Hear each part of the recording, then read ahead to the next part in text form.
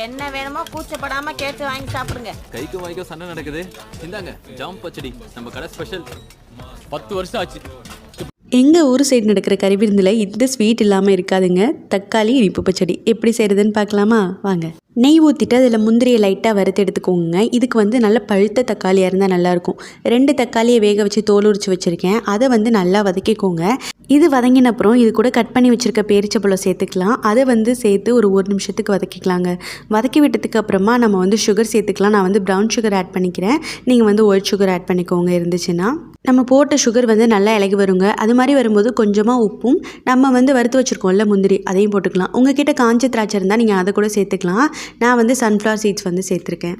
இதெல்லாம் போட்டு மிக்ஸ் பண்ணிவிட்டு லாஸ்ட்டாக நெய் ஊற்றிக்கோங்க. அப்புறம் பார்த்தீங்கன்னா ஒரு சில பேர் இந்த மாதிரி கன்சிஸ்டன்சிலேயே ஸ்டாப் பண்ணிவிடுவாங்க, கொஞ்சம் தண்ணியாக இருக்க மாதிரி. ஆனால் நான் கொஞ்சம் கெட்டியாக தான் பண்ணியிருக்கேன். அதான் எனக்கு பிடிக்கும். இது அங்கே இருக்கிறதுலே ரொம்ப ஈஸியான ஸ்வீட். நீங்கள் ஒன்ஸ் ட்ரை பண்ணி பார்த்துட்டு எப்படி இருக்குன்னு கமெண்ட் பண்ணுங்கள். பாய்.